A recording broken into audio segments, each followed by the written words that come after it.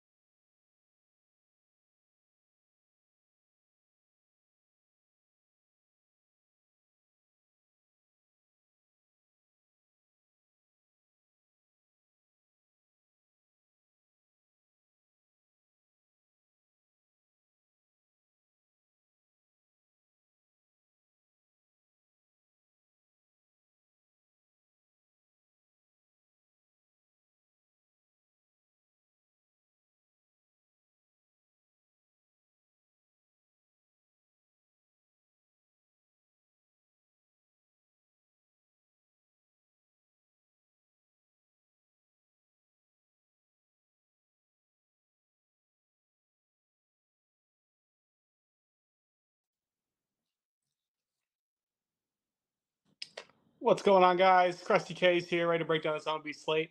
And I've got two anytime touchdown lays to the NFL slate today. I know, people forget, people sleep on the Krusty K's NFL. Not today, we're going to cash some, maybe both. But let's jump into this MLB slate here. So the first one, Baltimore Orioles taking on the Detroit Tigers. Cade Povich versus Kyler Montero. I mean, Cade Povich, this guy is not good. If you've watched him pitch, he's actually looked a bit better as of late, but I'm not really buying into that. I wish the Tigers were a better offensive team. It'd make it a lot easier to get behind them here. Oddly enough, I'm going to take a shot on the Tigers here on the money line at -108. This game's a pick 'em. It's a disgusting play, but this Orioles team, I've found success in fading them when they're on the road. Bats just don't travel as well and don't hit as well when they're not, at Camden. So for me here, I mean, it's like I said, it's absolutely disgusting, but I like Kyler to pitch relatively well. I like the back end of this Tigers bullpen, and I think Povich is in for a rough outing here. You get a Tigers team who, I mean, number-wise, they're not hitting great, but they have guys who do hit the ball hard, and Povich is the guy who gets the ball hard contact. So in a game that's a pick 'em, I think the value here sneakily is on the Tigers, and I'm going to take a stab.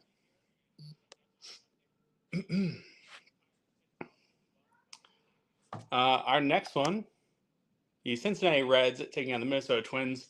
This is Rhett Lauder versus David Festa. So, I mean, if you've been watching, Rhett Lauder's actually looked really good for this Reds team. Had a nice outing against the Astros. Gets a Twins team coming into this one, really not hitting well over the last 30 days. Below league average versus righties. David Festa, his last start was cut pretty short. I think it was a combination of them kind of being in the wild card race and him just not really pitching well.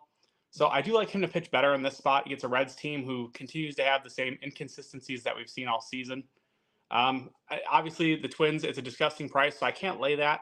I do like the player performance double, though. If you're looking at it, the 5Ks and a win is plus 120. I think it's a great price. So that's where I'm going to go here. David Festa, 5 strikeouts in the Twins money line. Reds over the last 14 days, 24.9% K rate versus righties. Just a really good spot here. For Festa to rack up Ks, have a nice bounce back outing. And I mean, Rhett Lauder, I think he does pitch relatively well because, like I said, Twins below average versus righties over the last 30 days. But just a spot where I think when it's all said and done, the back end of this Twins bullpen's pretty nasty. Give me the Twins to pick up a win here.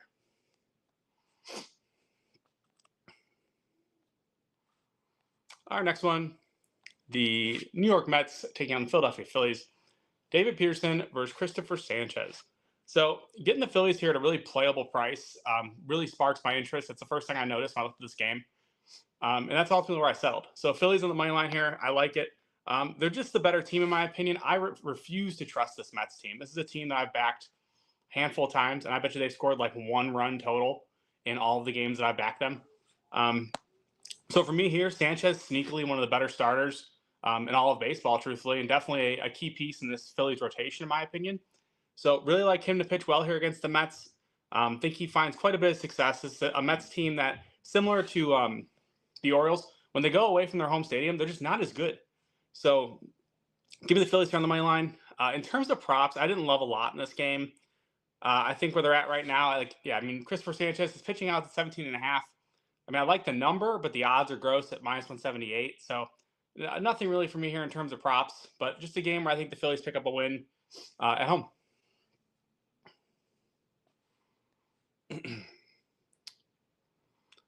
Our next one, the Miami Marlins taking on the Washington Nationals.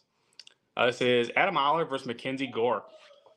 So I'm an avid Mackenzie Gore backer, but this guy frustrates me like to the millionth degree. So here, obviously, you get a Marlins team who we all know, one of the worst teams in baseball in terms of hitting. Lineup is pretty disgusting. They do surprisingly hit lefties decently well. They have some guys who mash lefties. So this is disgusting, probably more gross than the Tigers play. But I like the Marlins on the money line here, plus 138. It really is more of just a fade of the fact that this Washington team not hitting right now. And Adam Oller, like, he's looked, I'll say serviceable. It will be the word that I'll use to put it nicely. Mackenzie Gore is just a guy who relies on his fastball a lot. And while I think that he can pitch well against a lot of this lineup, they have enough guys in this lineup to do damage. They have guys who crush lefties, as we all know. Jake Berger in particular. Obviously, Xavier Edwards leading off, one of those guys who always seems to get on base no matter what. So if he's getting on base, the middle of this lineup does do some damage against lefties. I'll take a stab here at the price because I just feel like Gore, like this minus 160 for the Nationals and Gore just isn't working for me. So the Marlins on the money line here at a plus 138.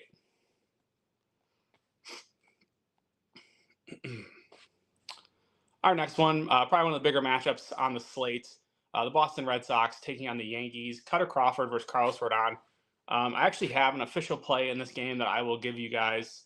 So I went to Cutter Crawford over his 15.5 pitching outs. It's a low number for him. He's been really good. He's gone 6+ in his last 3. Allowed 3 earned or less in his last 5. So he's just pitching really well. And you get a Yankees team here who, like, by their standards, has cooled off tremendously. WRC plus just 89 over the last 400 plate appearances with righties. Just a really, really good spot, in my opinion, for Cutter to pitch well. Red Sox kind of entrenched in this AL wildcard race. And in this spot, in my opinion, Cora is going to trust one of his aces, to go the extra inning, to get the extra out. And so to only expect 1 out extra here beyond the 5th just seems like a steal to me. Unless he has some obscene amount of pitches after 5 innings, then I don't see how he doesn't pitch into the 6th inning here. Cutter Crawford, one of the most efficient pitchers in all of baseball in terms of pitch per plate appearance. The Yankees do have a pretty high pitch per plate appearance. If you've watched them, though, zone swing rate, if their ball is in the zone, they're going to swing at it. And we kind of saw that earlier in the season when Cutter pitched against them. He went 7 innings, I believe, under 70 pitches. And it was just because he lived in the zone, or like basically borderline on the zone, forcing these Yankees to swing the bats. And I like that approach because it forced the Yankees to be aggressive, and they don't always get the best swings when they have to be aggressive early in the count. So I think Tutter pitches really well here. In terms of a side, I do lean the Yankees on the money line. I think they get this one done, but it's a gross price for me at -174. So I think that the best play in this one is Cutter Crawford's pitching outs. If you want to put the Yankees money line in a parlay, be my guest. I do think Rodon pitches well on the other side as well. But for me, it's Cutter Crawford over 15.5 pitching outs. Our next one, the Kansas City Royals taking on the Pittsburgh Pirates. Brady Singer versus Jared Jones. For me here, it's the Royals. -104 on the money line. I'm a little perplexed by this price, truthfully. Jared Jones has looked better since coming back. I'm not going to say he hasn't, but this is a Royals team who crushing righties. I mean, they are a bit worse on the road, I guess. I mean, maybe that's justifying it, but the Pirates not hitting well right now, striking out a ton. You face a guy in Brady Singer who's a lot of sinker changeup, and that pitch mix in particular plays really well against this Pirates team. So I think Singer pitches really well in this spot. Don't love the K's at 5.5. I probably avoid it, but the Royals on the money line at almost even money just seems like an absolute steal to me. So I'm definitely in there. Jared Jones, he's going to face a Royals team who, if you've looked at this team in the first 5 innings of games, they actually have one of the lowest WRC plus in all baseball, oddly enough. And then in the back 4 innings of the game, they have one of the highest WRC plus. So, I mean, maybe Jared Jones pitches well through 5, and then when it turns over to this Pirates bullpen, they get it going. It's just kind of been the trend with this Royals team. It's pretty odd to see, truthfully. But for me here, Royals on the money line. Now a quick word from Brad, and we'll be right back. Wait, before we get back to the picks, I wanted to thank you all for watching. Friends don't let friends watch videos without hitting the like button. So go ahead and press the thumbs up button and like the video. If you're new here and not subscribed, you should go ahead and do so because we're dropping new content each and every day on the Gold Boys Network. We strive to cover every sport and give out picks and analysis and valuable information for free on the Gold Boys Network. So make sure you're subscribed and hit the bell so you can get notified when we drop something new. I'm Brad Thomas. Let's get back to the picks. All right. So before we hop back into this slate, let me just recap what we've had so far. So the first one, we went with the Tigers on the money line. Second one, we're rolling out David Festa 5Ks and the Twins money line. Phillies money line in that game. Marlins money line. Cutter Crawford over 15.5 outs with a Yankees money line lean if you want to go that way. And then the Royals money line. But our next one, the St. Louis Cardinals taking on the Toronto Blue Jays. Miles McCullough versus Yariel Rodriguez. I like the Cardinals here. I like the over as well, but I like the Cardinals more.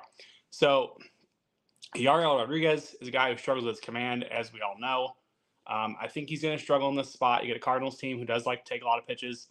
We're going to see probably 3-4 walks. Wouldn't be surprised at all. If you're putting guys on base, we talk about all the time, you're going to find yourself in trouble. This is the Cardinals team who kind of underperformed this whole season, but I think they can get to Yariel here. Miles McCullough, easily one of the most annoying pitchers in baseball. He's going to spam sinkers the entire game, and somehow he's going to go like 6 innings, give up 1 run. It's just how it works. I don't make the rules.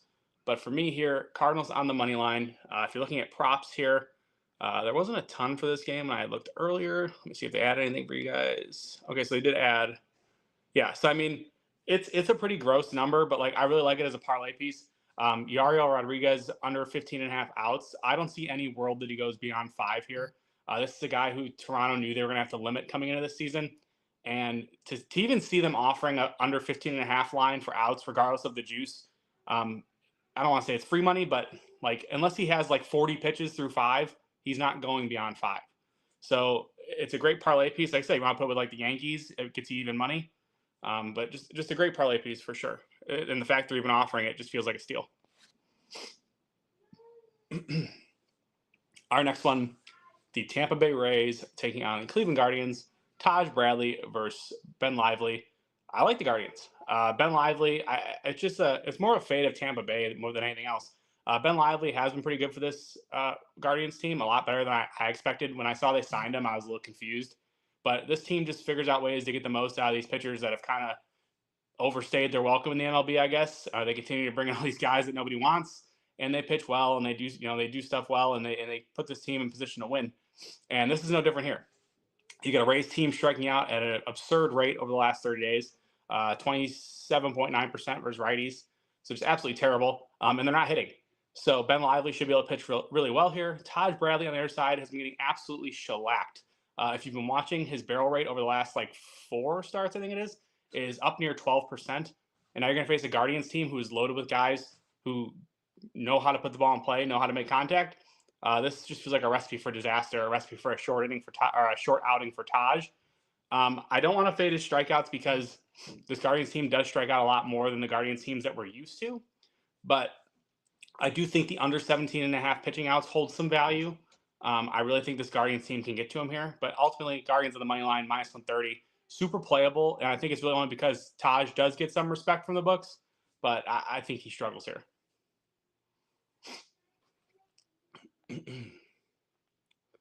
Our next one, the Oakland Athletics taking on the Chicago White Sox, greatest team in the world. So for me here, it's JP Sears against Sean Burke. I mean, there's not a ton of value in taking Oakland here at minus 174 on the money line. I do like the PPD though. So JP Sears 4Ks and the Athletics money line. It's close to even money, minus 115 right now. More than playable in my opinion. I like the 4Ks just because he's not a big strikeout guy. I think he goes deep into this game, but I don't love taking his strikeouts. There's really only I'd say 4 true solid targets in this White Sox lineup. Oddly enough, they're terrible, but they make a ton of weak contact. It's the most annoying thing in the world. If you're going to be bad, just be bad so we can take max strikeout ladders against you every game, but they can't even do that correctly.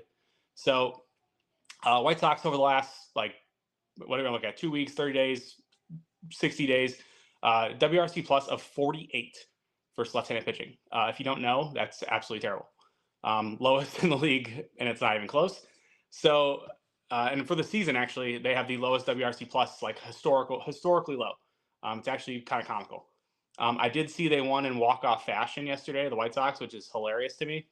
All the more reason to fade them today, because that was their Super Bowl win right there. So give me JP Sears, 4Ks, and the Athletics money line. Our next one, the Chicago Cubs taking on the Colorado Rockies. Kyle Hendricks versus Cal Quantrill. This game stinks. Kyle Hendricks at Coors. Man, I wish the Rockies were a better team.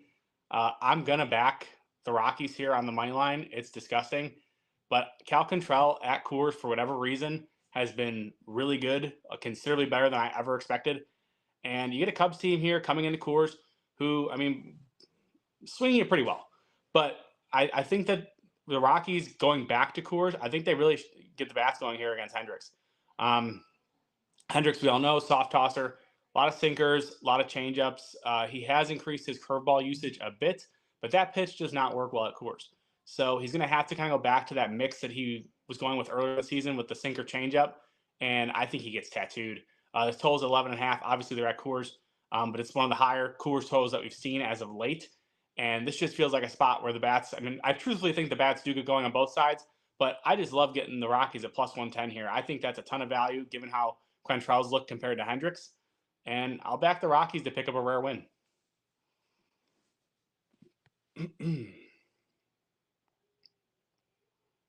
Our next one, the San Diego Padres taking on San Francisco Giants. Martin Perez versus Landon Rupp. Or Rupp, I think it is. For me here, Perez, he's a guy who since joining the Padres has looked really good. Increased his curveball usage significantly, generating a lot more swings and misses, which ultimately, obviously, leads to him pitching better, not being so cute within the zone, not trying to paint the corners as much. Really just makes him a better pitcher overall, in my opinion. And so for that reason, I like the Padres. You get a Giants team who overall, whether it's against lefties or righties, striking out a ton as of late, not hitting well either. This lineup really just kind of struggling outside of a couple guys. So it just feels like a spot where Perez can, pitch well, continue to pitch well he's done for this Padres team since joining. Hey guys, I just want to give a quick. I hate backing the Padres bats, but I hope they get us at least a few runs here. That's one of those teams I just can never seem to figure out offensively. Whenever I back, like a player performance double like this, Perez will go 7 innings, give up 1, and somehow we'll lose the game. But I'll take a stab here. Give me the Padres on the money line.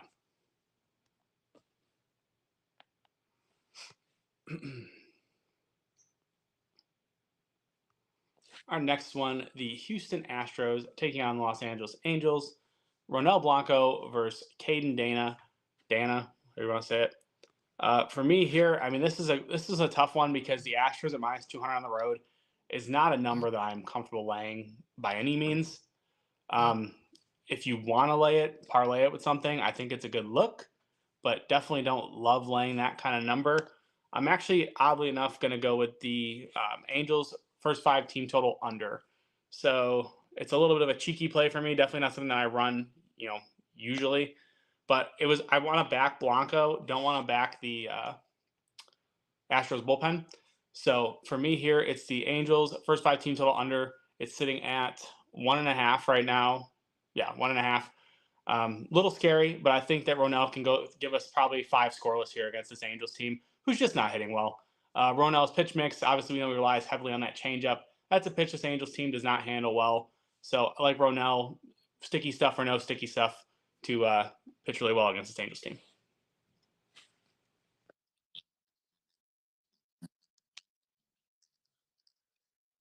All right, and now a quick word about FanDuel. Hey guys, I just want to give a quick reminder that new users can bet $5 at FanDuel on any of the bets in this video and win $150 in bonus bets if the bet wins. Hey guys, I just want to give a quick. All right, jumping back into it. The Milwaukee Brewers taking on the Arizona Diamondbacks. DL Hall versus Zach Gallen. I mean, I am the anti-Zach Gallen. We all know that. But I don't see how you can back Milwaukee here. It's what I want to do. Yeah, we're doing it. Brewers on the money line, plus 140. We're fading the shit out of Zach Gallen, and that's perfectly fine. Zach Gallen, for me, is a guy who this season just underperformed. He gets a Milwaukee team coming in Arizona who, I mean, honestly, not hitting great against righties. But Gallen's fastball this season, if you've looked at it, if you look at the metrics on it, it's pretty dead. Gets hit really hard. This is a Milwaukee team that does hit the fastball well. They don't expand the zone. It's the one thing they do well. Just feels like a spot where Gallen can really struggle. Obviously, DL Hall on their side, I think he could probably lose his ass. But plus 140 for the Brewers, I'm going to trust them to get to Gallen, and I'm going to trust that Brewers bullpen to ultimately hold this thing down for us. Just like the price here. Obviously, the Diamondbacks have been hot. Don't think that, taking the over is a bad idea either. But at plus 140, I think the value's there. And for me, that's kind of where I'm going here. I'll take the value play.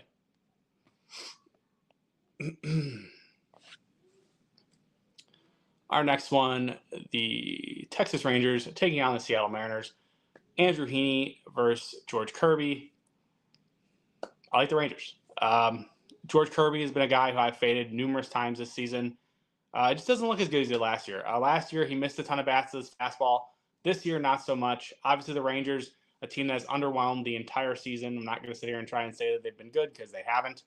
But just a spot, in my opinion, where, again, there's a bit of value here on the Rangers. You get a lefty in Andrew Heaney, who's had a ton of success against this Mariners team this season. And it's a Mariners team who overall just not hitting lefties well. So I think Heaney pitches relatively well. Again, we see this total at 6.5, which I think is insane. But when you get a Kirby start, they give him a lot of respect. So I guess you can justify the total that way. But for me, it's the Rangers on the money line. Kirby, I think he does get touched up here a bit. Like I said, I hate trusting this Rangers lineup. That's really my hang up here. But I just think Kirby's fastball, similar to Gallen, you're just not missing the bats you were last year. And when you're not missing bats in your fastball, your other stuff's not going to be as good, and ultimately you struggle. So give me the Rangers on the money line here. Our last one, the Dodgers taking on the Braves. Walker Buehler versus Charlie Morton. It's the over for me in this one. So Sunday Night Baseball, I always hate taking the over because I feel like these games are just stinkers. But you're not going to convince me that Walker Buehler is going to come into this game and pitch well against the Braves.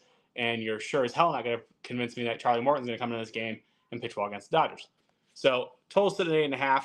To me, that felt a bit high to begin with, which automatically for me makes me want to look at the over.